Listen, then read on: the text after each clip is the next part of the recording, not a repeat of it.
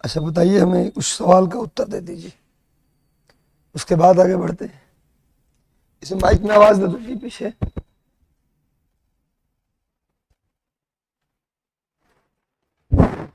ठीक है, छोड़ दो। आवाज मिल रहा है मेरा? चलिए बताइए, रावी नदी किस दर्रे से निकलती है? रावी नदी रोहतांग दर्रे से निकलती है। चलिए बताइए आप लोग, श्रीनगर से लेह को कौन सा दर्रा जोड़ता है? सबको बोलना है, एक साथ सुर में सुर मिलाना है। नहीं भी मिला सकते तो तुमसे मुंह चलाना है, ताकि लगे कि तुम बोल रहे हो। व्यक्तिगत रूप से पूछेंगे तब ना बेइज्जती वाली बात है। चलिए बताइए, श्रीनगर से लेह को कौन जोड़ता है? बनिहाल दर्रा।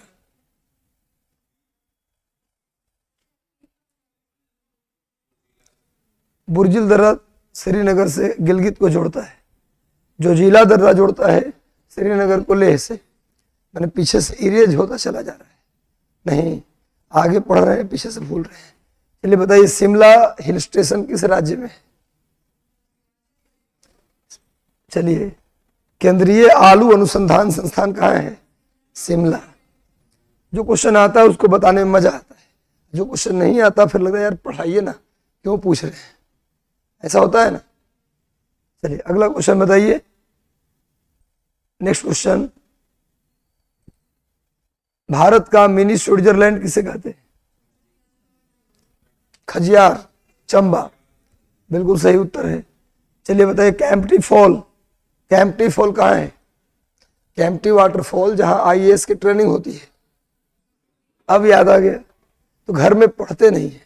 इससे पता चल रहा है कि घर में 3 दिन में, एक दिन में कॉपी नहीं पलटा गया है। हम ज्ञान को ढूंढ रहे हैं कहीं और, कॉपी में है ज्ञान। संतुष्टि से रहिए, कॉपी को पहले कंप्लीट कीजिए। कंप्लीट हो जाए कॉपी, फिर एनसीईआरटी 50 तरह की किताबें सब पढ़ते रहेंगे। मतलब हम ही नहीं करें, कॉपी किताब पढ़ना जरूरी नहीं है, किताब पढ़ना ज़्यादा जरूरी है। लेकिन पहले क्लास के जो नोट्स है उसको हम कंप्लीट कर लेंगे, तब सारी किताबों को पढ़ेंगे। थोड़ा सा आप लोग रूटीन बनाइए। आप लोग रूटीन बनाएंगे तो सिस्टमेटिक तरीके से चलेंगे। जो एक व्यक्ति रूटीन में नहीं चलता, उस व्यक्ति का कोई विकास नहीं होता।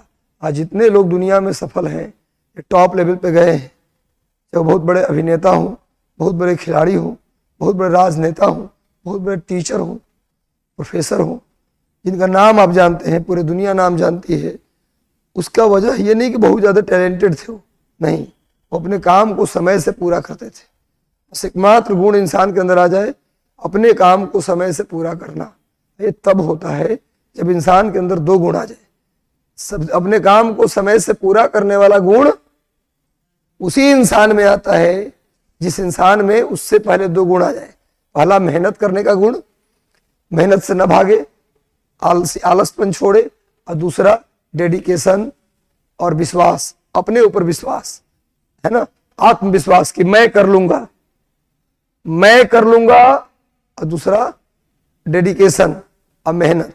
ये सब चीज आ जाए तो उसका काम टाइम से पूरा होने लगता है। जिसका काम टाइम से पूरा होने लगता है, 2-4-10 सालों में वो टॉप पे चला जाता है। जो बनना चाहता है वो बन जाता है। एक व्यक्ति ने कहा कि, चीन के एक व्यक्ति थे, नाम भूल रहा हूं मैं उनके बारे में न पढ़ा था न सुना था, पढ़ा नहीं था। किसी व्यक्ति ने कहा कि कोई काम यदि आप उसमें पूरे इंडिया, पूरे वर्ल्ड में टॉप लेवल पे जाना चाहते हैं, मतलब बहुत बड़ा डांसर बनना चाहते हैं, मतलब आप किसके जैसा, माइकल जैक्सन के जैसा, पर दुनिया जानती है माइकल जैक्सन को, वैसा डांसर बनना चाहते हैं, अब तो डेथ हो गया उनका। तो आपको कोई भी काम, डांस तो एग्जाम्पल लिया, क्रिकेटर बनना चाहते हैं आप, बहुत बड़ा सिंगर बनना चाहते हैं आप, अभिनेता बनना चाहते हैं आप, तो कोई काम को लगातार आप 10,000 घंटे का उन्होंने बताया था कि 10,000 घंटे कोई काम यदि आप कर लेंगे तो आप उसमें पूरे वर्ल्ड में टॉप लेवल पे पहुंच जाएंगे। बढ़ईगिरी के काम करते हैं आप, 10,000 घंटे अगर कर लेते हैं तो दुनिया के टॉप मोस्ट बन जाएंगे आप। अगर मोची का काम करते हैं आप, मोची चमड़े का काम करने वाले जो लोग होते हैं, तो बाटा जैसा मोची बन जाएंगे। बाटा क्या है? मोची ही तो है, जूते बनाता है। मोची एक ब्रांड भी है ना, काफी कीमती ब्रांड है वो। नहीं, जनरली हम मोची सब सुन के घबराते हैं कि यार मोची है। गांव में छुआछूत की भावना होती है, मोची को छू दिया जी 5 बार स्नान करिए, तभी किचन में घुसिए। हमारे देश में मानवता कहाँ है, ह्यूमैनिटी है कहाँ, है ना। विवेकानंद ने क्या कहा था कि मानवतावाद ही सबसे बड़ा धर्म है। ने कहा था ना भाई, हमारे धर्म जो है किचन में है, किसी को छू दिए तो 5 बार नहा के अंदर जाइए। तो मोची जैसा ब्रांड बना सकते हैं। कहने का मतलब है कि कोई काम को 10,000 घंटे करना, मतलब कितना घंटा रोज काम करेंगे, कितना साल तक करेंगे तो 10,000 घंटा पूरा होगा। मान लीजिए रोज आप 10 घंटे काम करते हैं तो एक साल में कितना घंटा काम कर लेंगे? 365 दिन काम करते हैं, 365 दिन साल में होता है। अब 365 दिन काम किए, रोज 10 घंटा मान लेते हैं, एवरेज एक आदमी कर सकता है। 365 दिन नहीं किए, 360 दिन किए तो 360 गुना 10 कितना होता है? 3600 घंटा। ऑनलाइन वाले भी सुन लो, 3600 घंटा। ठीक है, इसमें भी चित्र आ रहा है, बढ़िया है, सामने कमेंट दिख रहा है, और हम भी टीवी में आ रहे हैं। इसका मुझे संतुष्टि है कि हम भी टीवी में आ रहे हैं। नहीं, एक जमाना था जब टीवी में, रेडियो में अपना नाम बुलवाते थे लोग। हेलो फरमाइश रेडियो पे आता था एक प्रोग्राम, हेलो फरमाइश, सुना है आपने? वो चलता था विविध भारती पर गाने। इस गाने की फरमाइश किया है गोलू पहलवान, बोलू पहलवान, टीलू पहलवान, छोटू पहलवान, ऐसा आता था ना। देखो मेरा नाम लिया तो 3600 घंटा हो गया साल में। 5 दिन की छुट्टी ले लेते हैं तो 10,000 घंटे पूरा करने के लिए 36 दूनी 72, 3 साल लग जाएंगे। 3 साल तक 10 घंटे काम, 15 दिन मात्र छुट्टी। कितने दिन छुट्टी? 3 साल में 15 दिन की छुट्टी लीजिए मात्र, और 10 घंटे काम कीजिए आप 3 साल तक रोज। तो आप सचिन जैसा क्रिकेटर बन सकते हैं, अमिताभ जैसा एक्टर बन सकते हैं, माइकल जैक्सन जैसा डांसर बन सकते हैं, है ना। मतलब ये चीन का एक बहुत बड़ा सफल व्यक्ति ने ये बात कहा था, उनका नाम मैं भूल रहा हूं। तो ये 10,000 घंटे वर्क विद 10,000 आवर, उसने सबका उत्तर यही दिया। तो टॉप मतलब अमिताभ जैसा टॉप, यानी कि आईएएस बनने के लिए नहीं है ये। आईएएस बनने के लिए 10,000 घंटा नहीं है, सचिन जैसा बनने के लिए 10,000 घंटा है। आईएएस तो हजारों बनते हैं हर साल।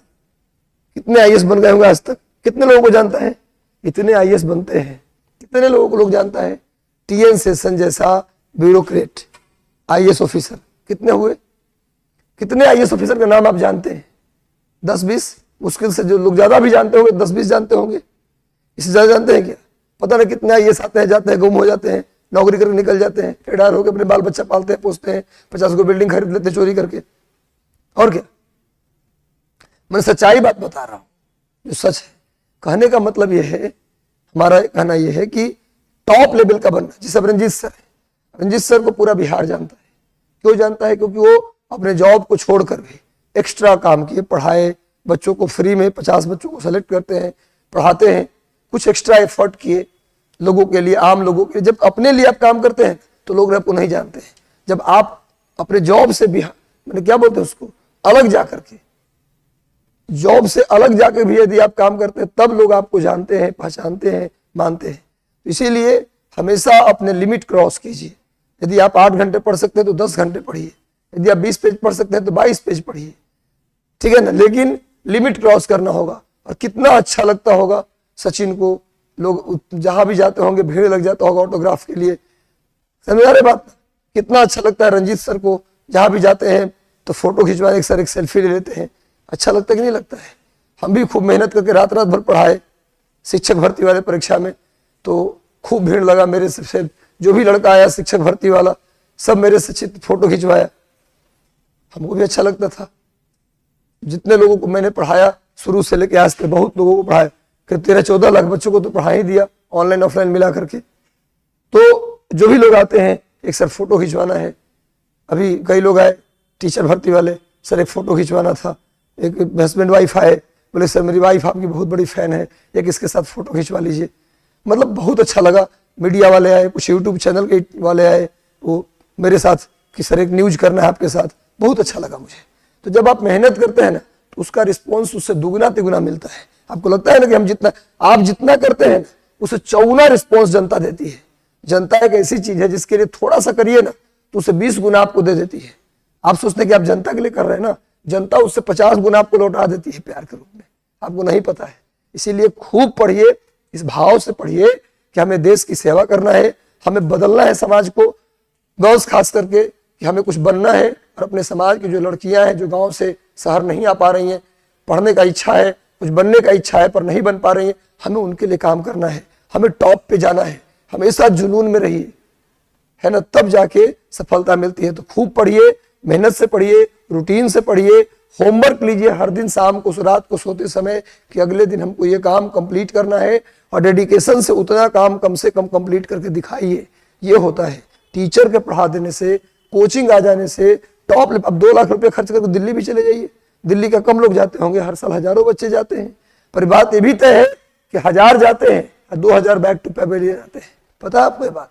दिल्ली 2000 बच्चे जाते हैं हर साल और 2000 फाइनल एज खत्म हो गया वापस भी आते हैं।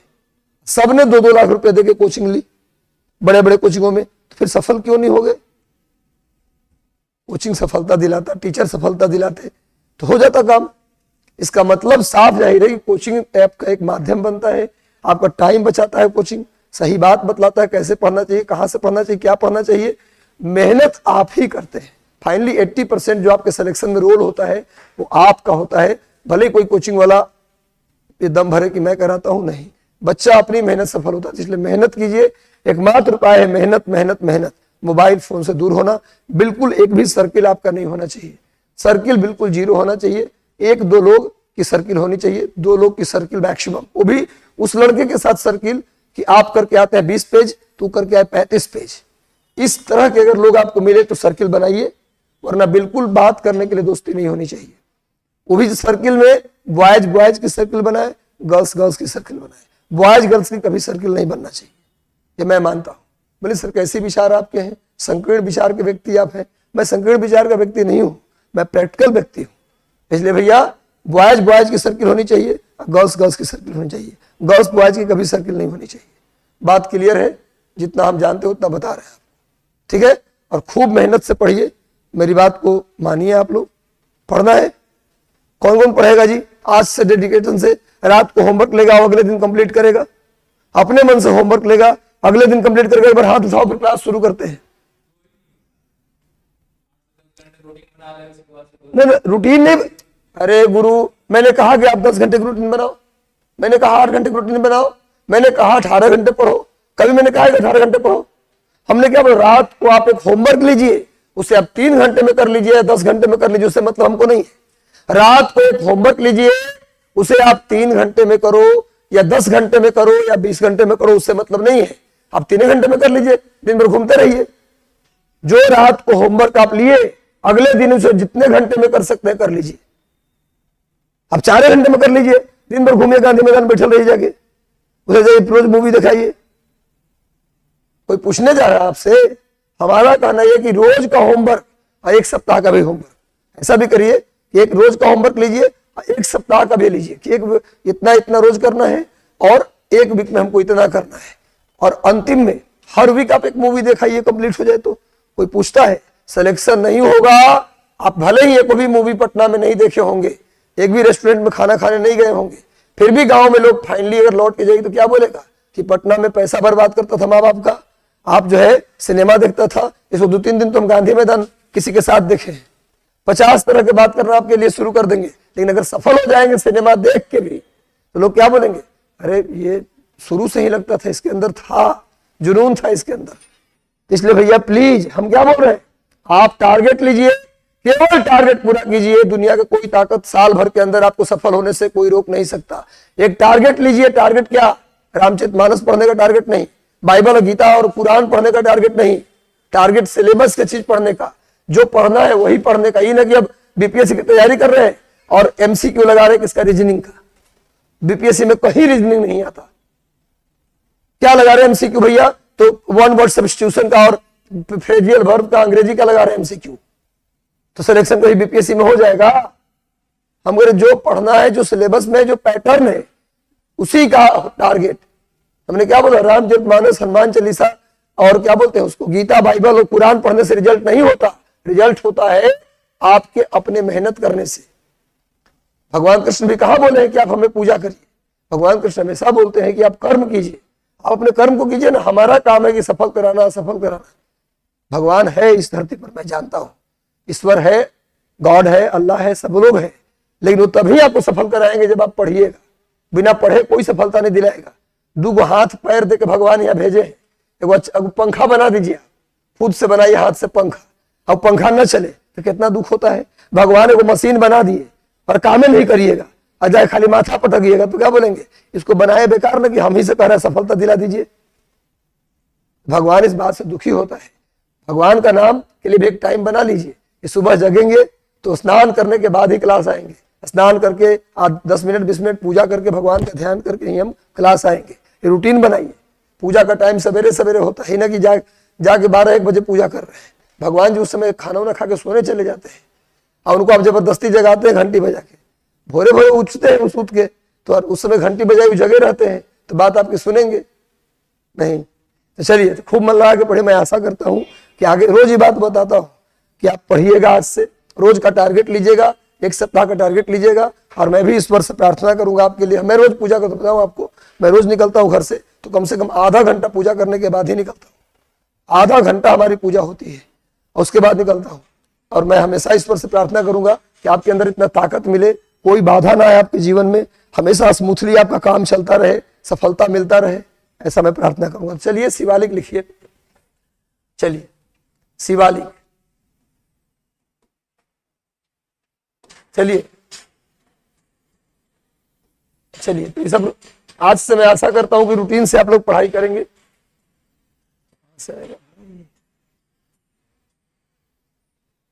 पेन का कलर कौन सा चलेगा? ये चलेगा, चलेगा। Shivalik range, Shivalik range. देखो विद्यार्थी, दिखाई दे रहा है? ऑनलाइन वाले को दिखाई दे रहा है?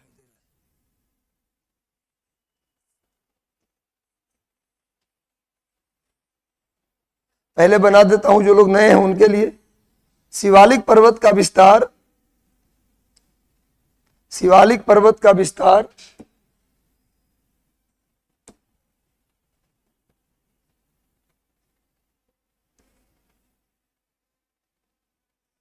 कहां कहां है गुरु?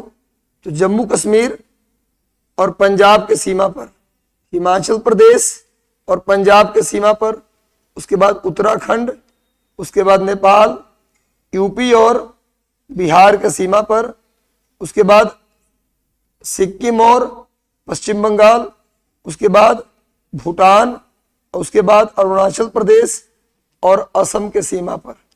चलिए इसको बना लीजिए आप लोग। पी मतलब पंजाब होगा, पी का मतलब जगह कम है, इसलिए मैंने पी का मतलब क्या लिख दिया? पंजाब। तो जे मतलब जम्मू कश्मीर, जे और पी मतलब जम्मू कश्मीर पंजाब के सीमा। आप जाइएगा ना लुधियाना से आगे, लुधियाना में एक नदी है सतलज नदी। यहाँ से पंजाब में एक जगह है लुधियाना, पता है आपको?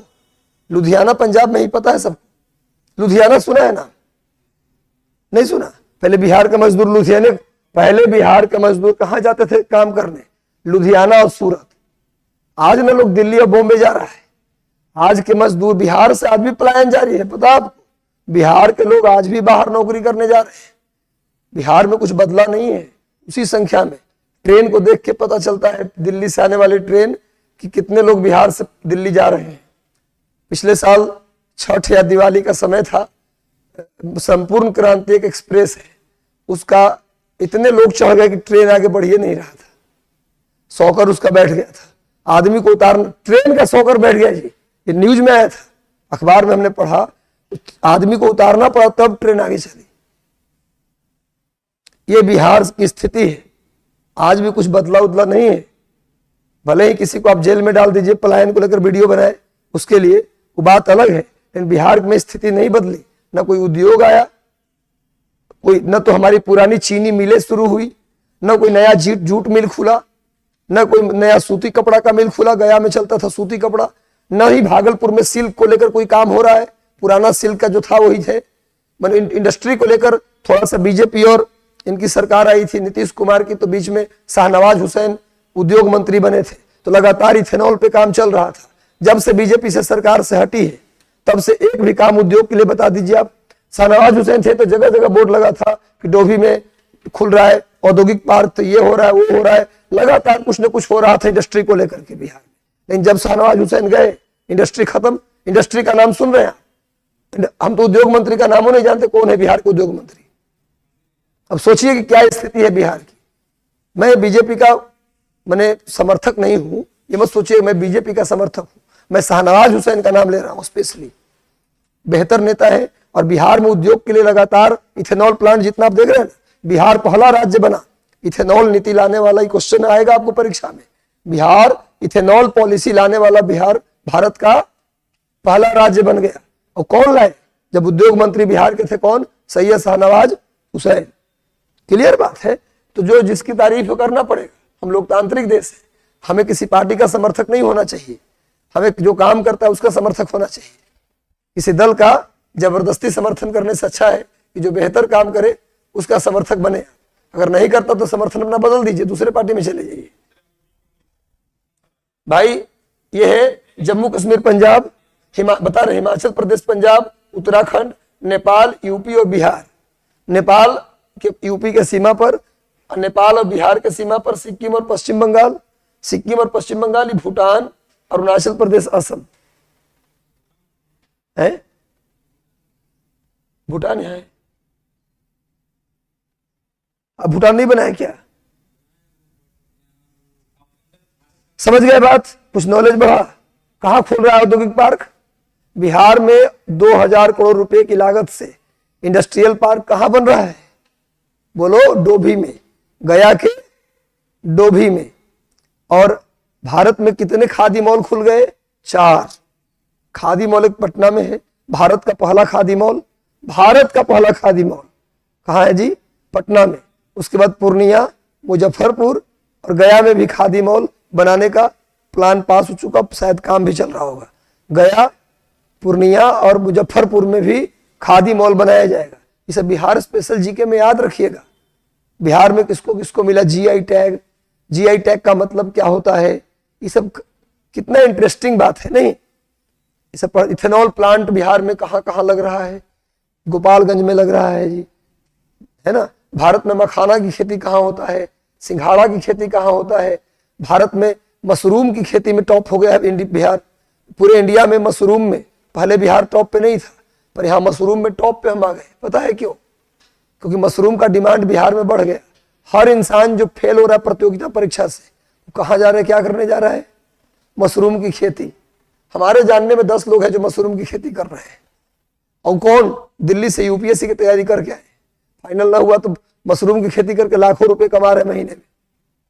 चेरी की खेती, बिहार में भी नया चेरी की खेती शुरू। चेरी जो साउथ इंडिया का खेती है, चेरी जानते हो ना, वो जो रेड कलर का जो बनाना शेक, मैंगो शेक के ऊपर डालते हैं, या पान खाते हैं तो पान में डाला जाता है, उस चेरी की खेती बिहार में बहुत तेजी से हो रहा है और लाखों रुपए लोग कमा रहे हैं।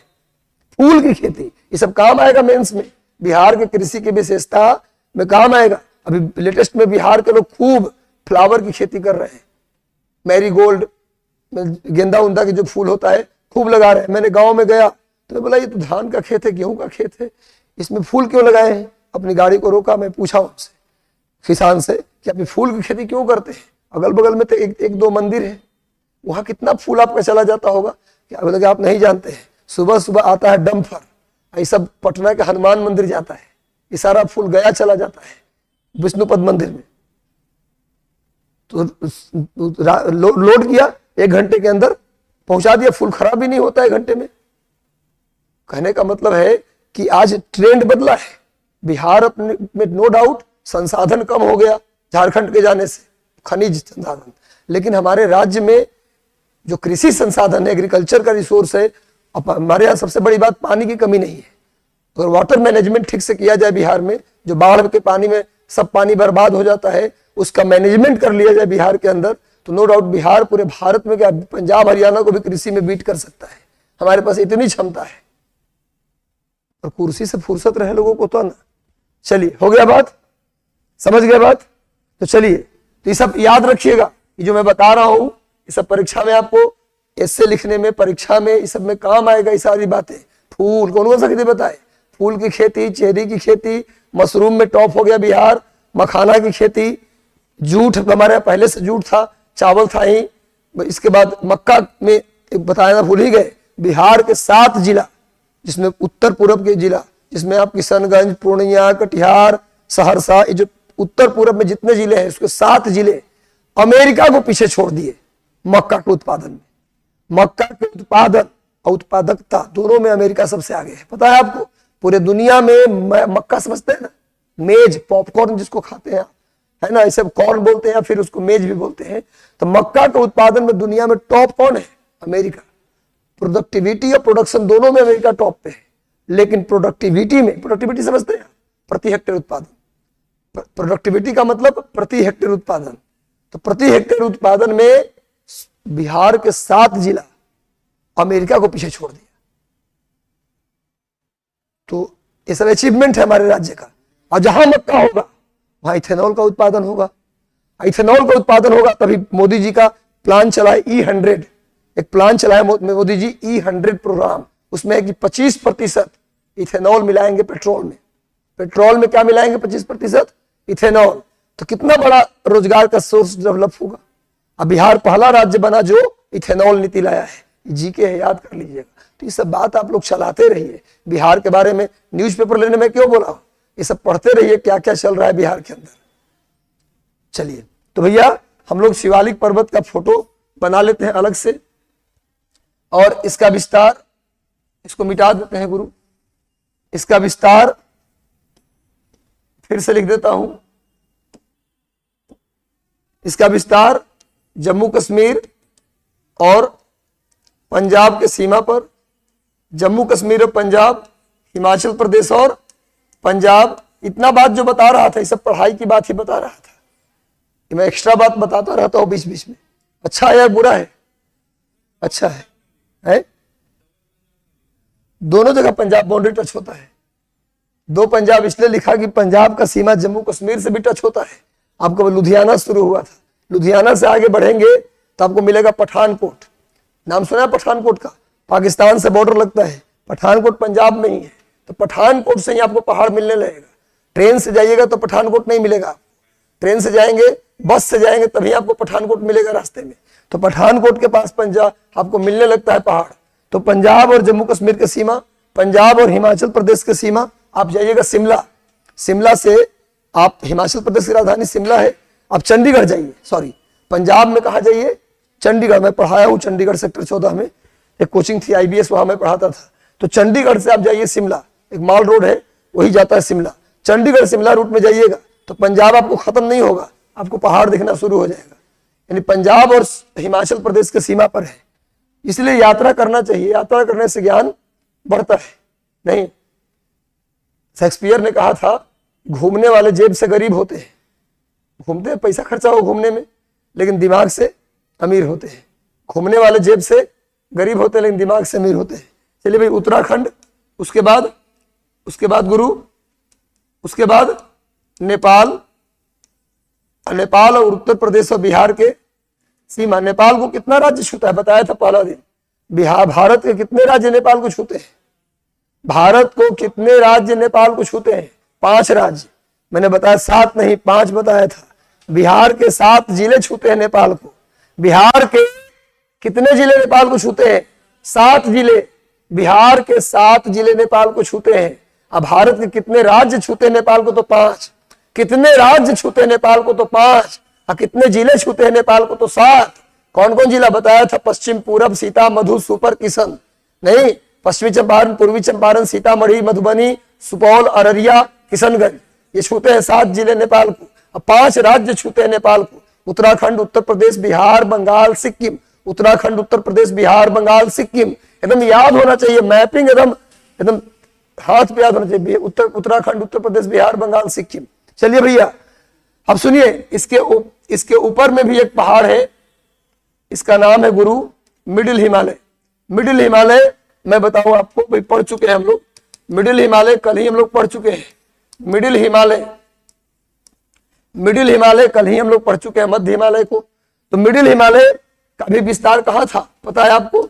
जम्मू कश्मीर, हिमाचल प्रदेश, उत्तराखंड, उसके बाद नेपाल, और उसके बाद सिक्किम के, नेपाल के बाद मध्य हिमालय और शिवालिक हिमालय दोनों आपस में मिलते हैं, मतलब दोनों आपस में कंजस्टेड हो जाते हैं, दोनों आपस में मिल के चलते हैं, इसलिए अलग अलग कर पाना मुश्किल है। मध्य हिमालय और शिवालिक दोनों एक दूसरे से समानांतर कहां तक रहते हैं बोलो? नेपाल तक। नेपाल के बाद दोनों आपस में मिल जाते हैं। क्लियर है? अब लिखिए, इस पर्वत की औसत ऊंचाई, एवरेज हाइट लिख लीजिए। इस पर्वत की औसत ऊंचाई 900 से 1200 मीटर, 900 मीटर से 1200 मीटर इस पर्वत की औसत ऊंचाई है। इस पर्वत की एवरेज हाइट 900 से 1200 मीटर। थोड़ा नया बोर्ड है, हम भी अनकंफर्टेबल फील कर रहे हैं। उस बोर्ड से मेरा जान पहचान ज्यादा है, क्योंकि मैं उस पर लाइव भी लेता हूं। रात भर लाइव जो लिया था सब उसी बोर्ड पे लिया। वो बोर्ड से मेरा जान पहचान है, इसलिए वहां थोड़ा सा कंफर्टेबल रहते थे। नया बोर्ड इसमें मिटाना पड़ रहा है, प्लस करने हमको आ नहीं रहा, कहां से प्लस होगा। कभी कभी डिजिटल चीज इंसान को आलसी बना देता है। नहीं, अब हमको मिटाने का मन ही नहीं कर रहा है, लग रहा है प्लस करके नया पेज ला दे।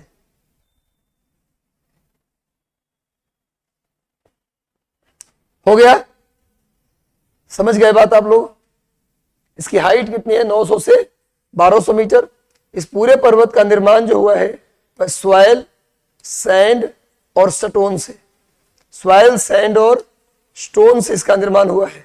देखिए, इस शिवालिक पर्वत का निर्माण मिट्टी, बालू और पत्थर से हुआ है। रणधीर कुमार जी, समझ में आ रहा है? शिवालिक पर्वत का निर्माण मिट्टी, बालू और पत्थर से हुआ है। शिवालिक पर्वत का निर्माण, मोहम्मद शाहबाज जी, सभी को समझ में आ रहा है? शिवालिक पर्वत का निर्माण मिट्टी, बालू और पत्थर से हुआ है। Soil, sand, stone, it is made by soil, sand, stone. इसका निर्माण मिट्टी, बालू और पत्थर से हुआ है। इसका निर्माण मिट्टी, बालू। बताओ, आप कभी नदी किनारे गए? नदी में गए हो कभी? तो नदी में जाकर हाथ में मिट्टी उठाए हो कभी? नदी का मिट्टी ऐसा नहीं किया हो? चले जाना एक दिन, इधर बना है मेरीन ड्राइव। नहीं, किधर बना? इधर या कहीं बना है मेरीन ड्राइव? मेरीन ड्राइव है ना, नाम है मेरीन ड्राइव, पर है रिवर ड्राइव। मेरीन माने समुंदर होता है, समुंदर थोड़े ना, गंगा नदी। रिवर ड्राइव बोलना चाहिए था, पर बिहार के लोग गंगा नदी को ही समंदर मानते हैं। नहीं, तो मेरीन ड्राइव हो गया। चलिए भैया, तो मेरीन ड्राइव कभी चल जाना और एक बार पानी में जाके मिट्टी उठाना। तो मिट्टी उठाओगे हाथ में तो केवल मिट्टी नहीं आएगा, बालू आएगा, कंकड़ आएगा, पत्थर भी आएगा। आएगा जी? अरे मिट्टी, बालू, पत्थर आएगा हाथ में उठाओगे तो। इस पर्वत में भी तुम जो है कहीं भी चले जाओ भाई, शिवालिक पर्वत में आप कहीं भी चले जाइए, शिवालिक पर्वत में आप कहीं भी चले जाइए, रैंडम उसमें से मिट्टी निकालिए तो हाथ में क्या आएगा? मिट्टी, बालू और पत्थर। आपको लगेगा कि नदी का मिट्टी निकाल लिए। जब आप शिवालिक पर्वत में कहीं से भी मिट्टी निकालेंगे तो ऐसा लगेगा कि नदी के मिट्टी निकाल लिए। तो क्या नदी के पानी में से मिट्टी निकाल के इस पहाड़ का निर्माण किसी ने किया है? अब पहाड़ के निर्माण इंसान के बस की बात है क्या? क्या उस जब शिवालिक बना उस समय कैमरा लगा हुआ था? अरे शिवालिक जब बना उस समय धरती पर इंसान नहीं आया था। धरती पर इंसान सबसे बाद में आया है। धरती के बनने के जितने युग हैं, जैसे आप इतिहास पढ़ते तो प्राचीन भारत का इतिहास, मध्यकालीन भारत का इतिहास, आधुनिक भारत का इतिहास, वैसे ही धरती के बनने का भी इतिहास है। सुना होगा आपने Azoic, Palaeozoic, Mesozoic, Cenozoic, Neozoic. धरती के बनने के सबसे बाद का युग कौन सा है? नियोजोइक। सबसे पहला युग जब धरती बनना शुरू हुआ तो कौन है? एजोइक। उसके बाद आया पैलियोजोइक, फिर आया मेसोजोइक, फिर आया सीनोजोइक, फिर आया नियोजोइक। नियोजोइक का फिर अंतिम में जो नियोजोइक आया उसका भी 2 पार्ट है, प्लिस्टोसीन, होलोसीन। तो प्लिस्टोसीन में बना था ये पर्वत, और होलोसीन जो सबसे लास्ट अभी भी चल रहा है, होलोसीन, उसी में इंसान आया। सबसे बाद में इस धरती पर कौन आया है? इंसान।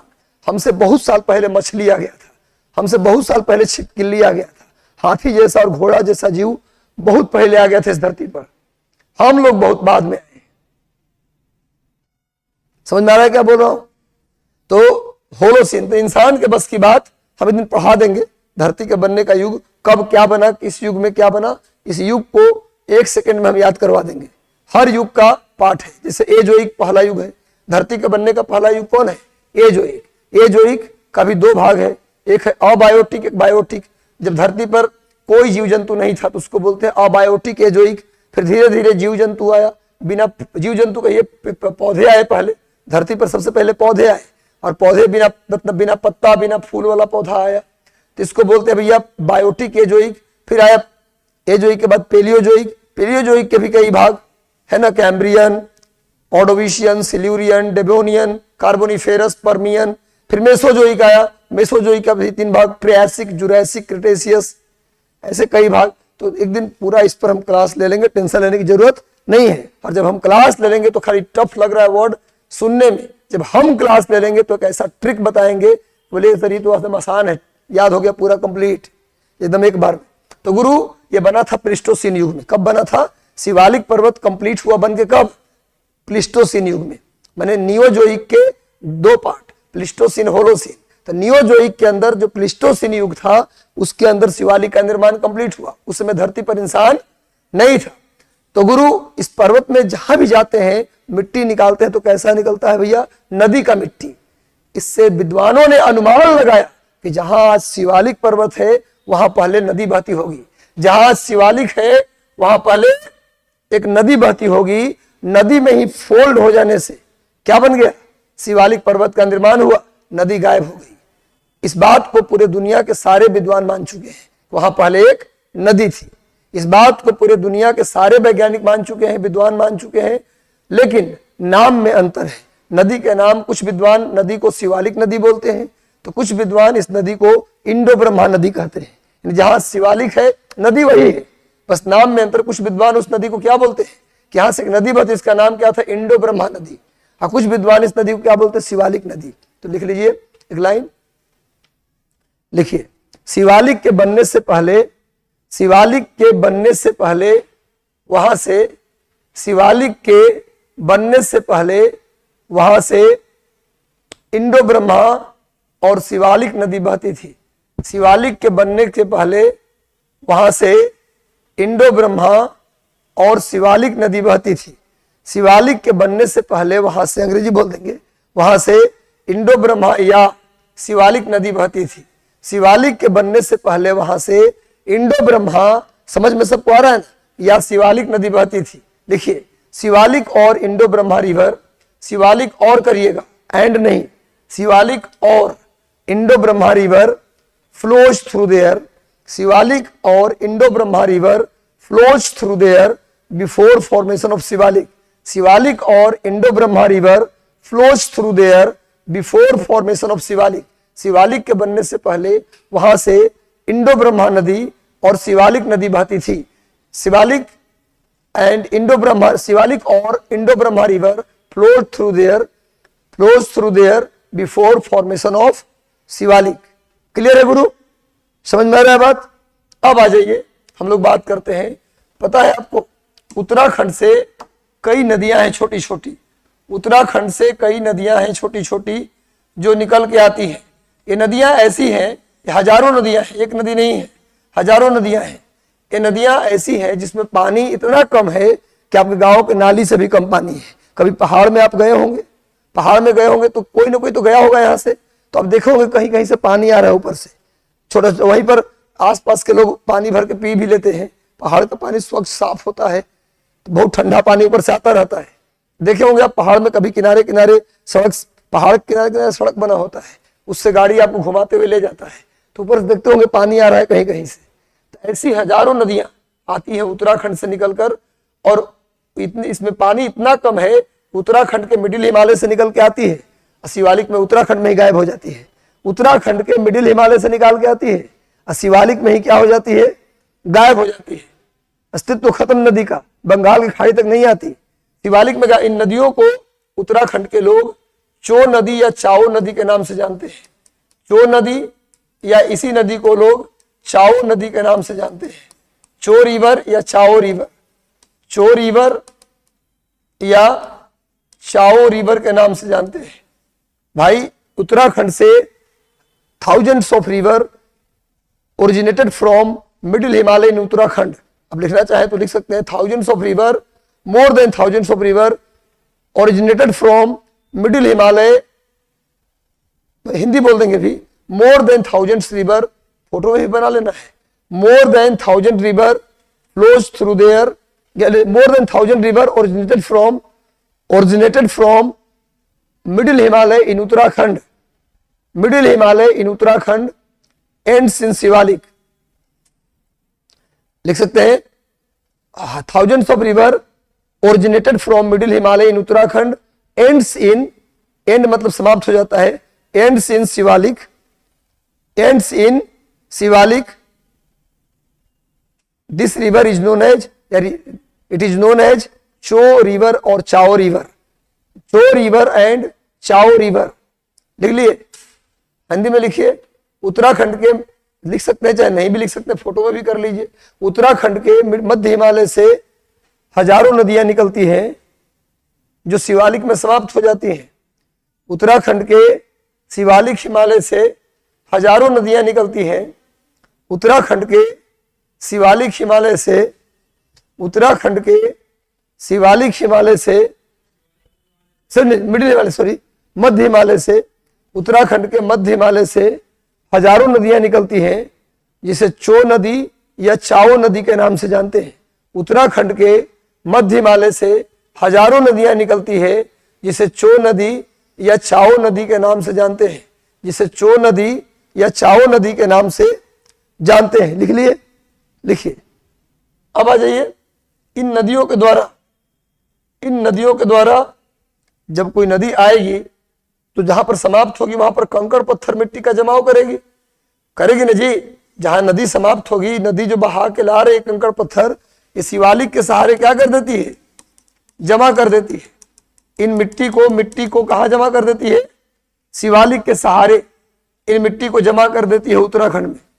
इस मिट्टी को उत्तराखंड के पश्चिम में ये जो जमाव हुआ चो और चाओ नदी के द्वारा, जो मिट्टी का जमाव हुआ शिवालिक के सहारे उत्तराखंड में ही, उसको पश्चिम में, उत्तराखंड के पश्चिम में उसे दून कहते हैं।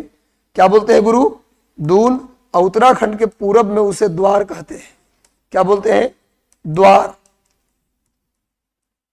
उत्तराखंड के पश्चिम में दून और उत्तराखंड के पूरब में द्वार कहते हैं। सुना होगा आपने देहरादून, कोटली दून, पाटली दून, हरिद्वार, कोट द्वार, वहां कई सारे द्वार हैं, छोटे छोटे गांव टाइप के हैं।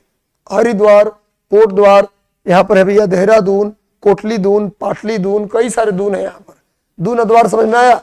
उत्तराखंड में मध्य हिमालय से जो नदियां निकलती हैं छोटी छोटी, वो शिवालिक के सहारे मिट्टी का जमाव करती हैं।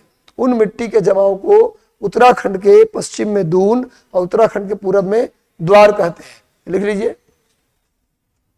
इसको फोटो में भी बनाना है, इसको लिखना ही केवल नहीं है, चित्र में भी ड्रॉ करना है गुरु। तो लिखिए, चो and Chao river deposits silt,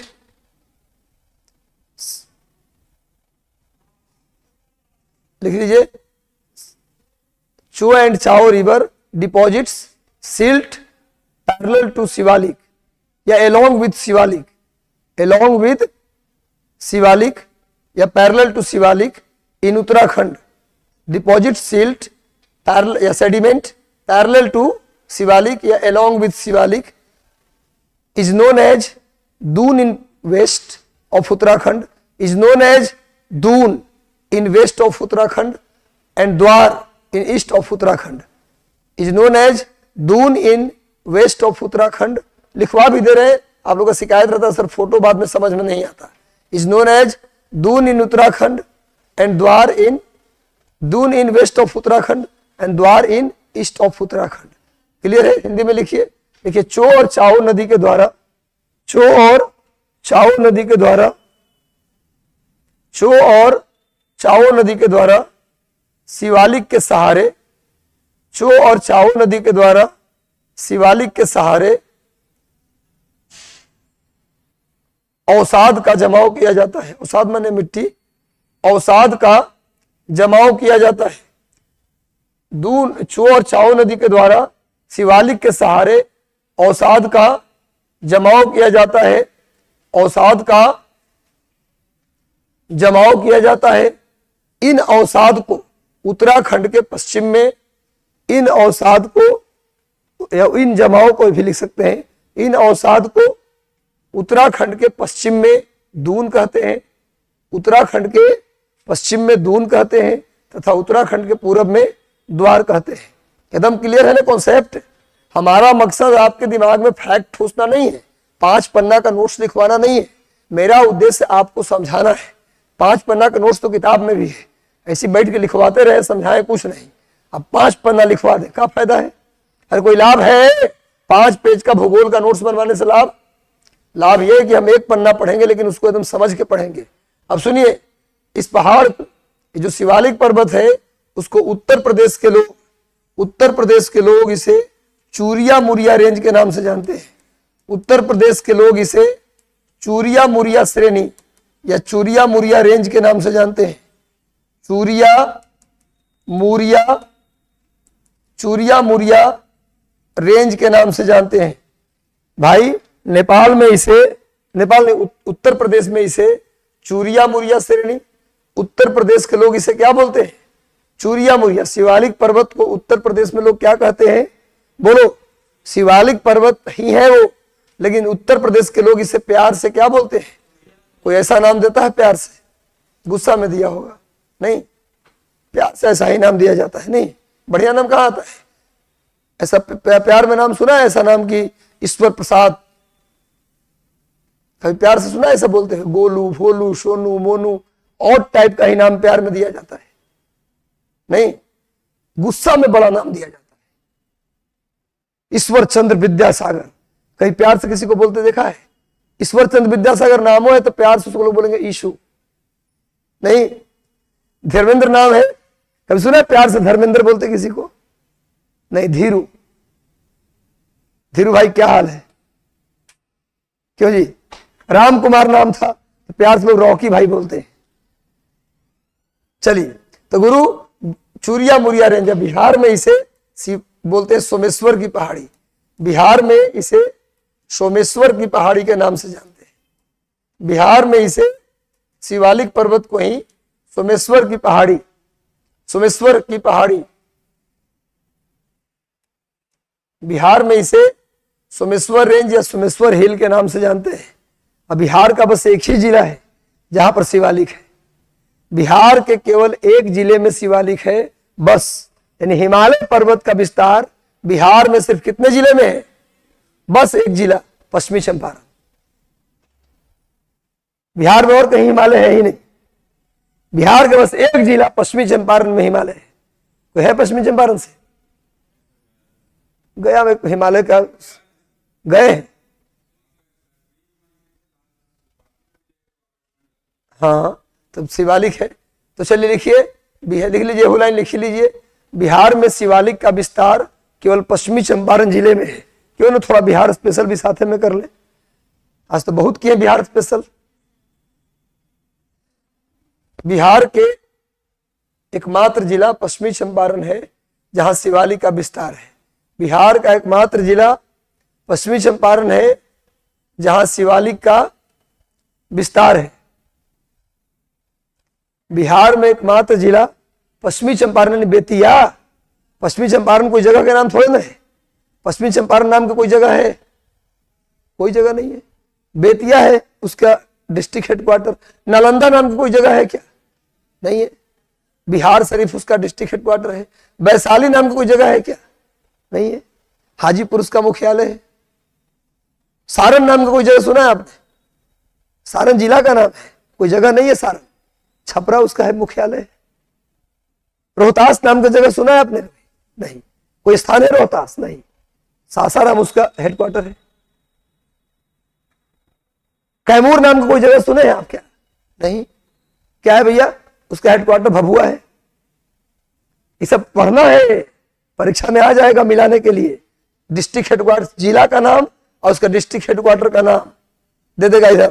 Kaimur, Rohtas, Saran, और उधर देखिए छपरा, भभुआ, सासाराम, मिलाइए किसका है डिस्ट्रिक्ट हेडक्वार्टर कहाँ है? नहीं, पश्चिमी चंपारण का कहाँ है हेडक्वार्टर? बेतिया। सारण का हेडक्वार्टर कहाँ है? छपरा। और रोहतास का सासाराम, कैमूर का भभुआ, वैशाली का हाजीपुर। क्यों जी, ये सब पढ़ना है कि नहीं पढ़ना है? अपने बारे में जानिएगा ना। चलिए, अरुणाचल प्रदेश में इस पहाड़ को डाफला और अबोर और मिसमी के नाम से जानते हैं। अरुणाचल प्रदेश में इस पर्वत को डाफला, अबोर और मिसमी के नाम से जानते हैं। डाफला, अबोर और मिसमी रेंज के नाम से जानते हैं। शिवालिक पर्वत और दोनों मिला हुआ है वहां पर, तो कंबाइंड रूप से बोलते हैं। मिडिल हिमालय और शिवालिक को कंबाइंड रूप से वहां क्या बोलते हैं? अरुणाचल प्रदेश में। अरुणाचल प्रदेश में और असम में कंबाइंड रूप से क्या बोलते हैं? डाफला, अबोर और मिसमी रेंज। डाफला, अबोर और मिसमी रेंज। अरुणाचल प्रदेश में इन दोनों पर्वत को मिले हुए रूप को ही क्या बोलते हैं? डाफला, अबोर, लिखा तो हो हिंदी में भी, डाफला, अबोर और मिसमी। डाफला, अबोर और मिसमी रेंज। एकदम क्लियर है ना? मुझे लगता है कि 90% बात आपको याद हो गया होगा। नहीं याद हो गया? अच्छा बताओ, बिना देखे, कॉपी वॉपी मत देखना। चलो बताओ, जो नदी निकलती है उत्तराखंड से हजारों, उसका नाम क्या है? चोया चाओ नदी। याद हो गया? उसके द्वारा जो मिट्टी का जमाव होता है उत्तराखंड के पश्चिम, उसको क्या बोलते हैं? दून। पूरब में द्वार। यूपी में क्या बोलते हैं इस पहाड़ को? चूरिया मुरिया। अब बिहार में क्या बोलते हैं? सोमेश्वर की पहाड़ी। बिहार के कौन जिला में सोमेश्वर की पहाड़ी है? पश्चिमी जब। सब तो याद होते हैं। कि मेरा काम है कि 90% यहीं से याद करवा दे। अब घर पे न भी पढ़ो तब भी काम होता रहे, लेकिन काहे नहीं पढ़िएगा? पढ़ने आए हैं भाई, न काहे पढ़िएगा? हो गया ना? तो चलिए, यही है, एक लाइन बस लिख लो। लेकिन शिवालिक पर्वत भारत की सबसे नवीन पर्वतमाला है। शिवालिक पर्वत भारत की सबसे नवीन पर्वतमाला है। Shivalik mountain is newest fold mountain in India. Shivalik पर्वत भारत की सबसे प्राचीन, ऐसे लिख सकते हैं, प्राचीन वलित पर्वतमाला है। प्राचीन वलित पर्वतमाला है। शिवालिक पर्वत भारत की प्राचीन वलित पर्वतमाला है। शिवालिक पर्वत भारत की प्राचीन वलित पर्वतमाला है। वलित यानी मोरदार, फोल्ड माउंटेन है। शिवालिक पर्वत भारत की प्राचीन मोरदार या वलित पर्वतमाला है।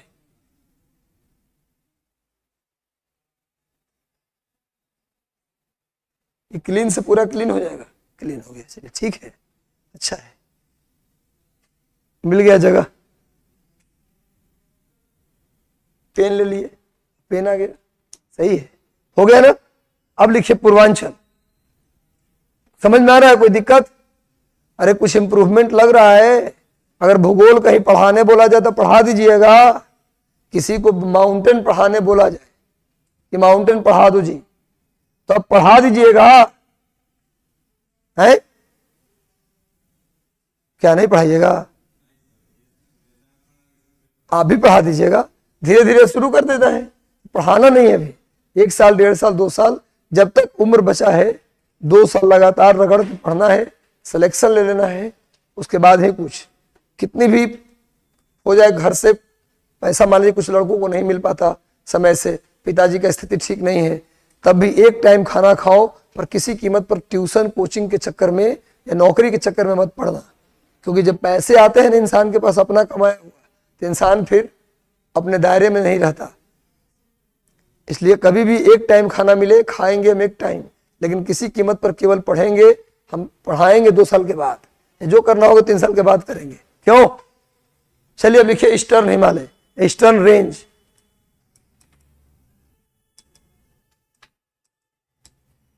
क्योंकि एक ट्यूशन पकड़ेंगे ना तो दूसरा ट्यूशन तुरंत मिल जाता है।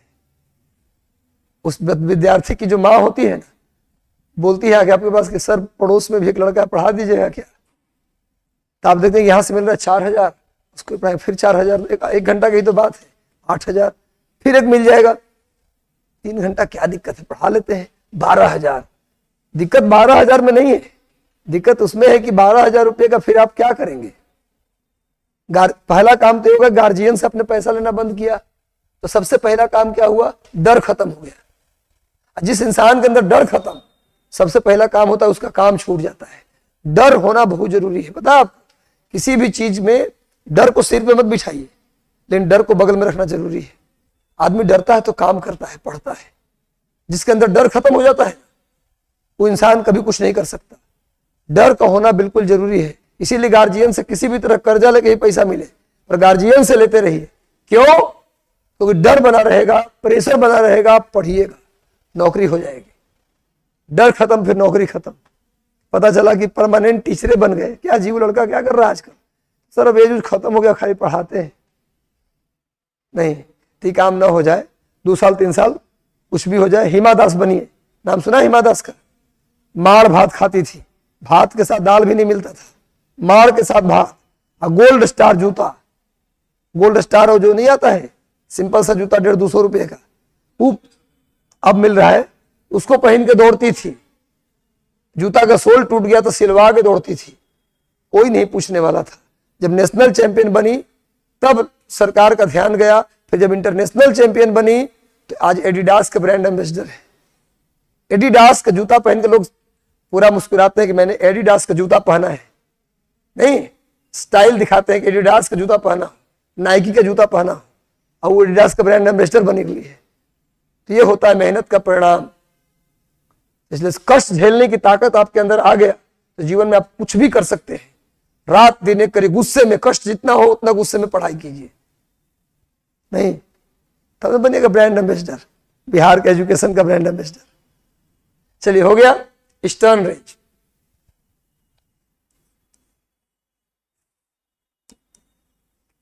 थोड़ा इसका भी चित्र बना लेते हैं।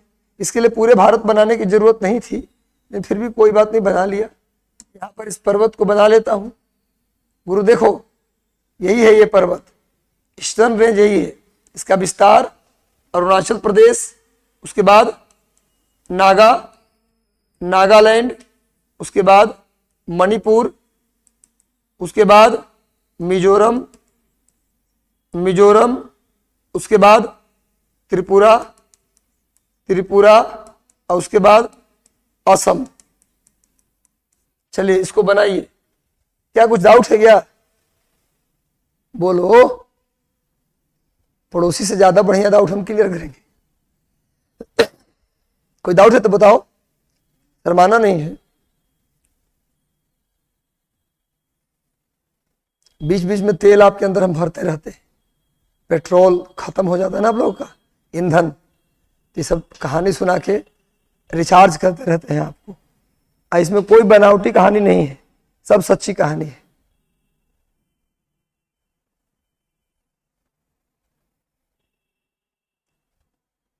इसका विस्तार कहाँ कहाँ है विद्यार्थी जी? बोलिए, कहाँ है बताइए? अरुणाचल प्रदेश, नागालैंड, मणिपुर, मिजोरम, त्रिपुरा और असम। भारत के इस तरफ कौन सा देश है? म्यांमार। भारत के इस साइड कौन सा देश है गुरु? म्यांमार। भारत के इस तरफ म्यांमार। प्राचीन काल में इसी को बर्मा कहते थे। नाम सुना है बर्मा का? पहले राजधानी कहां थी? रंगून। अरे म्यांमार की राजधानी पहले कहां थी? रंगून। नाम सुना है? बहादुर शाह जफर को वहीं दफन किया गया था। अंतिम मुगल बादशाह बहादुर शाह जफर को कहां भेज दिया गया था? रंगून। लेकिन अब म्यांमार की राजधानी रंगून नहीं है। कहां है गुरु? नैपीटो। म्यांमार की राजधानी अब कहां हो गया? नहीं याद रहे तो नहीं पीटो याद रखो। नैपीटो। तेजी से बोल दो तो याद है। नैपीटो, नैपीटो। म्यांमार की राजधानी नैपीटो। भूलेंगे कभी? नहीं भूलेंगे। त्रिपुरा, उसके बाद असम। इस पूरे पर्वत की इधर कौन सा राज्य देश है भैया? म्यांमार। भारत के इस साइड कौन सा देश है? म्यांमार। इधर चीन है, इधर तिब्बत है, भूटान और नेपाल है। ये सब कम से कम पता होना चाहिए। अब आइए, इस पूरे पर्वत की जो लंबाई है, इस पूरे पर्वत की लंबाई कितनी है? 1100 किलोमीटर। इस पूरे पर्वत की लंबाई कितनी है? 1100 किलोमीटर। इस पूरे पर्वत की लंबाई 1100 किलोमीटर है।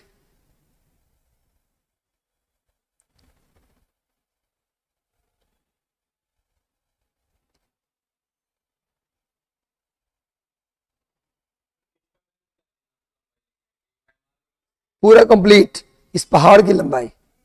इसका मतलब ये जो पहाड़ है पूर्वांचल रेंज, म्यांमार और भारत की क्या बना रहा है? सीमा। इसका मतलब यही ना हुआ जी कि जो पूर्वांचल रेंज है वो म्यांमार और भारत की क्या बनाती है? सीमा बनाती है। म्यांमार और भारत की सीमा। इस पहाड़ को अलग अलग राज्यों में अलग अलग नाम है, तो लिख लीजिए इस पहाड़ का नाम अलग अलग राज्यों में। देखिए अरुणाचल प्रदेश में इसका नाम, लेकिन इस हेडिंग डाल दो पूर्वांचल श्रेणी का अलग अलग राज्यों में नाम। हेडिंग डाल दो name of eastern range in different state. Purvanchal range का अलग अलग राज्यों में नाम।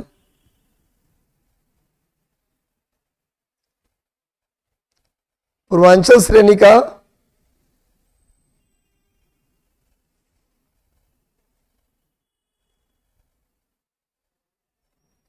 अलग अलग राज्यों में नाम। Name of eastern range in different states. देखिए अरुणाचल प्रदेश में इसको डाफा बम कहते हैं।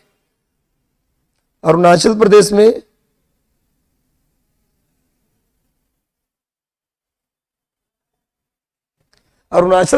इसे डाफा बम,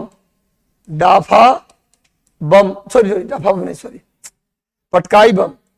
अरुणाचल प्रदेश में इसे पटकाई बम के नाम से जानते हैं। डाफा बम नहीं, पटकाई बम। बम या बूम दोनों बोलते हैं। पटकाई बम या पटकाई बूम भी बोल सकते हैं। बम या बूम का मतलब अरुणाचल प्रदेश में पहाड़ होता है, पता है आपको? अरुणाचल प्रदेश में बम का मतलब क्या होता है? पहाड़।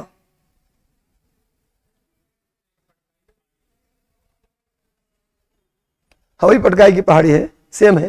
अरे बम का मतलब पहाड़ या हिल होता है। अरे अरुणाचल प्रदेश की भाषा में बम का मतलब क्या है? पहाड़ी, यानी कह सकते पटकाई की पहाड़ी। अंग्रेजी में भी सेम होगा, पटकाई बम, पटकाई हिल भी लिख सकते हैं। अरुणाचल प्रदेश के मुख्यमंत्री कौन है? पेमा खांडू। अरुणाचल प्रदेश के सीएम कौन है जी? ये भारत के दूसरे सबसे अमीर सीएम है। भारत के दूसरे नंबर के सबसे रिच सीएम, चीफ मिनिस्टर। सबसे अमीर मुख्यमंत्री है आंध्र प्रदेश के मुख्यमंत्री जगन मोहन रेड्डी। और दूसरे नंबर पर अमीर कौन है? पेमा खांडू। और तीसरे नंबर पर अमीर है ममता बनर्जी, बंगाल के मुख्यमंत्री। भारत के रिच सीएम का लिस्ट जारी हुआ है इस साल, उसमें सबसे अमीर मुख्यमंत्री कौन है? आंध्र प्रदेश के जगन मोहन रेड्डी। दूसरे नंबर पे अरुणाचल प्रदेश के पेमा खांडू। और तीसरे नंबर पे Mamata Banerjee, rich CM. Nitish Kumar top 10 में नहीं आते अमीर के लिस्ट में, ईमानदार व्यक्ति है। ममता बनर्जी भी ईमानदार ही होंगी। थर्ड नंबर पे है। दीदी को क्या हाँ खर्चा है, शादी विवाह की नहीं है, बाल बच्चे है नहीं, जो पैसा आया सो जमा हो रहा है। दीदी सिंपल हवाई चप्पल पहनती है, सिंपल साड़ी पहनती है, कोई ऐसा फैशन में रहती नहीं है, तो सब पैसा तो जमे हो रहा है। नहीं जी, सीएम लगातार तीसरी बार सीएम बनी है पूर्ण बहुमत से। नहीं, पावरफुल महिला है। हाँ मोदी जी इतनी पावर, महिलाओं के सशक्तिकरण में कुछ महिला बहुत ज्यादा सशक्त हो गई है। नहीं, मोदी जी सब प्रधानमंत्री को कहना पड़ा ओ दीदी ओ दीदी, तब भी मोदी जी हार गए दीदी ओ दीदी बोलने के बाद भी। हाँ, तभी दीदी हरा दी। कैसे कहते महिलाएं कमजोर हैं? महिला चाह ले तो बड़े बड़े लोग हार जाते हैं चुनाव। नहीं, मायावती सीएम थी उत्तर प्रदेश की, तो बड़े बड़े आईएएस दूर से पैर छूते थे, दूर से जी। पैर छूने को उसको मिलता था जो एकदम नजदीकी आईएएस ऑफिसर होता था। तो ऐसे सी महिलाएं। चलिए, पटकाई बम अरुणाचल प्रदेश में। नागालैंड में इसको बोलते हैं गुरु नागा हिल। नागालैंड में इसे बोलते हैं नागा हिल, या इसी को कोहिमा हिल के नाम से जानते हैं। नागालैंड में नागा हिल या कोहिमा हिल। कोहिमा हिल, आपको पता है ना नागालैंड की राजधानी कहाँ है? कोहिमा। तो नागालैंड में इसे नागा हिल या कोहिमा हिल के नाम से जानते हैं? नागालैंड में नागा हिल या कोहिमा हिल। मणिपुर में इसे मणि हिल के नाम से जानते हैं। मणि हिल, मणिपुर में इसे मणि हिल के नाम से जानते हैं। मणिपुर में इसे मणि हिल, मिजोरम में इसे मिजो हिल के नाम से जानते हैं। मिजोरम में इसे क्या बोलते हैं? मिजो हिल। मणिपुर में इसे मणि हिल, मिजोरम में इसे क्या बोलते हैं? मिजो हिल। नोट हो गया। और सुनिए, मिजोरम और त्रिपुरा को मिलाकर, अकेले मिजोरम नहीं, मिजोरम और त्रिपुरा को मिलाकर इसे कहते हैं लुसाई हिल। लुसाई हिल। मिजोरम और त्रिपुरा को मिलाकर क्या बोलते हैं? लुसाई हिल। लुसाई, LUSAI, लुसाई हिल। मिजोरम और त्रिपुरा को मिलाकर क्या कहते हैं गुरु? लुसाई हिल। और असम में इसे बोलते हैं कछार हिल। असम में बोलते हैं इसे कछार हिल। असम में क्या बोलते हैं? कछार हिल। कछार बहुत फेमस है जी। अरे एक नाम सुना होगा आपने, असम में एक आर्मी का एक बटालियन है, असम राइफल। सुना है ना आपने? असम राइफल का नाम सुना है? 1835 में इसकी स्थापना हुई थी। असम राइफल, जैसे ना ITBP सुना होगा आपने, CISF, CRP सुना है ना? CRP का नाम सुना है? CRP का नाम, ITBP का नाम सुना है? ये सभी नहीं सुना आप लोगों ने? गुरु, ये सब पैरामिलिट्री फोर्सेज में आते हैं। तो उसी में एक फोर्स है असम राइफल, फोर्स का नाम है। असम राइफल की स्थापना 1835 में हुआ था। 1835 में, तब उसका नाम था कछार लेवी। असम राइफल का नाम क्या था? कछार लेवी। बाद में उसका नाम बदल के क्या कर दिया गया? असम राइफल। कुछ नॉलेज बढ़ रहा है आप लोगों का? तो कछार हिल है वहां असम में। ठीक है, तो क्या हुआ? अलग अलग राज्यों में पूर्वांचल रेंज का नाम। अब आ जाइए, इसकी सबसे ऊंची चोटी, सबसे ऊंची चोटी इसकी नागालैंड में है। इसकी सबसे ऊंची चोटी कहाँ है? नागालैंड में। इसका नाम है सारामती। सारामती। इसकी हाइट है 3826 मीटर। 3826 मीटर सारामती। 3826 मीटर। अलग से लिख दीजिएगा, Saramati is the highest peak of Shivalik.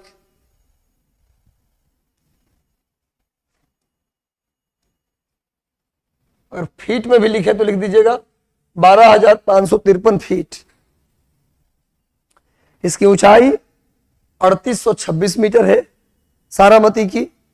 लेकिन इसकी जो फीट में हाइट है, बदल देंगे फीट में तो कितना आ जाएगा? 12,553 फीट। कोई दिक्कत तो नहीं है? 12,553, दोनों में याद मत कीजिएगा, एक याद कर लीजिएगा, मीटर वाला ज्यादा अच्छा है। 3826 मीटर इसकी हाइट है। एक पीक है अरुणाचल प्रदेश में भी और एक पीक है मिजोरम में भी, बना लीजिए। इसकी एक पीक है अरुणाचल प्रदेश में भी, एक पीक है मिजोरम में भी। थोड़ा सा रफ हो गया होगा, कोई दिक्कत नहीं है। मिजोरम में, एक अरुणाचल प्रदेश में।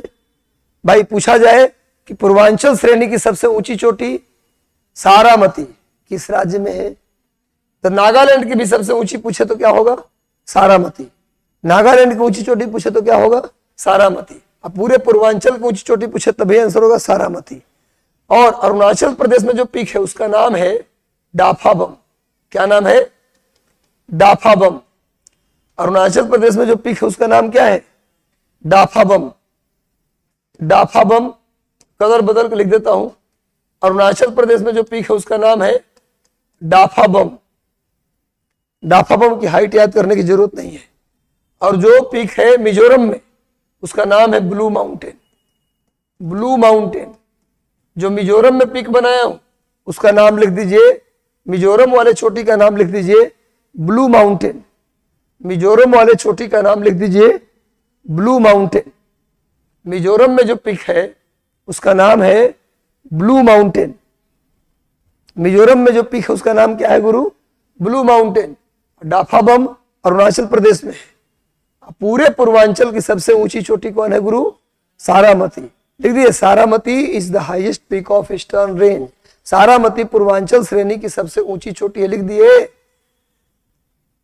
इसमें एक झील भी है, इसी में एक झील है मणिपुर वाले भाग में। मणिपुर वाले भाग में एक झील है लोकटक झील। मणिपुर वाले भाग में एक झील है जिसका नाम है लोकटक झील, लोकटक लेक, लोकटक झील। लोकटक झील मणिपुर में बना लीजिए एक झील। लिख सकते हैं, अलग से भी नहीं बनाने आ रहे तो लिख दीजिए Loktak lake situated in Manipur. Loktak lake situated in Manipur. Manipur में, इसी पहाड़ में मणिपुर में एक झील है जिसका नाम क्या है? लोकटक झील। इसी पहाड़ में मणिपुर में एक झील है जिसका नाम है लोकटक झील। आपको पता है क्या है? अच्छा कोई बात नहीं। लोकटक झील जो है उसके अंदर कई सारा तैरता हुआ द्वीप है। लोकटक झील में आइलैंड तैर रहा है, तैरता हुआ द्वीप है लोकटक झील में। उस झील, उस तैरते हुए जो आइलैंड है लोकटक झील में, जो तैरता हुआ द्वीप है उसे बोलते हैं फुमड़ी। क्या बोलते हैं गुरु? फुमड़ी। लोकटक झील में तैरता हुआ द्वीप को क्या बोलते हैं? फुमड़ी। लोकटक झील में जो तैरता हुआ द्वीप है, अलग से लिख सकते हैं, floating island in Loktak lake is known as phumdi. Phumdi बोलते हैं वहां के लोग, लोकल में इसको क्या बोलते हैं? फुमड़ी। मणिपुर के लोकटक झील में तैरता हुआ द्वीप को फुमड़ी कहते हैं। मणिपुर के लोकटक झील में तैरते हुए द्वीप को क्या बोलते हैं? फुमड़ी कहते हैं। मणिपुर के लोकटक झील में तैरता हुआ द्वीप को फुमड़ी कहा जाता है। मणिपुर के लोकटक झील में तैरते हुए द्वीप को फुमड़ी कहा जाता है। फुमड़ी कहा जाता है। मणिपुर के लोकटक झील में तैरते हुए द्वीप को क्या बोलते हैं? फुमड़ी। पता है आपको? इसी एक फुमड़ी पर आपको पता है एक नेशनल पार्क भी है जिसका नाम है केबुलो लामजाओ। इसी एक फुमड़ी पर तैरता हुआ नेशनल पार्क, इंडिया का एकमात्र नेशनल पार्क जो तैर रहा है, क्या नाम है उसका? केबुलो लामजाओ। Keibul Lamjao, Keibul Lamjao national park. केबुलो लामजाओ राष्ट्रीय उद्यान, नेशनल पार्क, हिंदी में राष्ट्रीय उद्यान। कुछ लिख लीजिए, केबुलो लामजाओ राष्ट्रीय उद्यान मणिपुर के लोकटक झील में स्थित है। केबुलो लामजाओ राष्ट्रीय उद्यान मणिपुर के लोकटक झील में स्थित है। Keibul Lamjao national park situated in Loktak lake Manipur. Keibul Lamjao national park situated in Loktak lake Manipur. Keibul Lamjao national park situated in Loktak lake Manipur. Keibul Lamjao राष्ट्रीय उद्यान मणिपुर के लोकटक झील में स्थित है। लिख लिए? देखिए, यह भारत का एकमात्र तैरता हुआ राष्ट्रीय उद्यान है। It is only floating lake of India, floating national park of India. देखिए, यह भारत का एकमात्र तैरता हुआ राष्ट्रीय उद्यान है। यह भारत का एकमात्र तैरता हुआ राष्ट्रीय उद्यान है। It is only floating lake, it is only floating lake of India. यह भारत का एकमात्र तैरता हुआ राष्ट्रीय उद्यान है। यह भारत का एकमात्र तैरता हुआ राष्ट्रीय उद्यान है। It is only floating lake of India.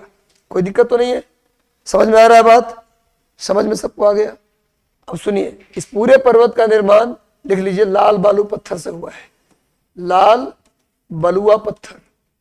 इस पूरे पर्वत का निर्माण रेड सैंडस्टोन से हुआ है। It is made by red sandstone. इस पूरे पर्वत का निर्माण लाल बलुआ पत्थर से हुआ है।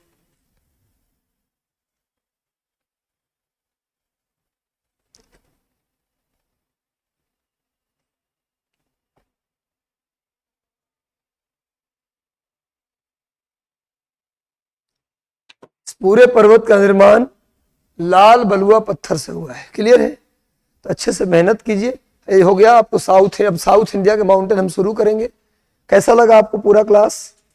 अच्छा लगा, मजा आया? तो अच्छे से पढ़ते रहिए। अब बायोलॉजी की यानी साइंस की क्लास होगी, तब तक आप छोटा सा एक ब्रेक ले लीजिए। जैसे मैं बोला हूँ एक बार मोटिवेटेड रहिए अंदर से। हिमा दास जैसे गरीब लड़की का एग्जाम्पल याद रखिए। बहुत लोग सामान्य से विशेष बने हैं। तो मेहनत करिए, ज्यादा नहीं करना है, 8-10 घंटे बस। बाकी 24 घंटे में 8 घंटे पढ़िए, 10 घंटे। अब बाकी पूरे 14 घंटे आप जो करना है करिए। खाली रूटीन से पढ़ना जरूरी है। 18 घंटे कौन कहा है? रूटीन से 10 घंटे भी पढ़ते हैं, 8 घंटे भी पढ़ते हैं, तब भी सिलेक्शन होगा और टॉप पोस्ट पे होगा। एकदम लिख लीजिए आप। अब बिहार में तो गर्ल्स को 35% रिजर्वेशन है जी। तो मेहनत करिए, रात दिन एक करिए, कैसे नहीं रिजल्ट होगा। और अगले क्लास में हम साउथ इंडिया के माउंटेन पढ़ेंगे। सवाल जैसे पूछते हैं आने के बाद पूछते रहेंगे, बस पढ़ते रहिए। धन्यवाद। तुम कहां से आएगा? अब बैग कहां से होगा पता नहीं।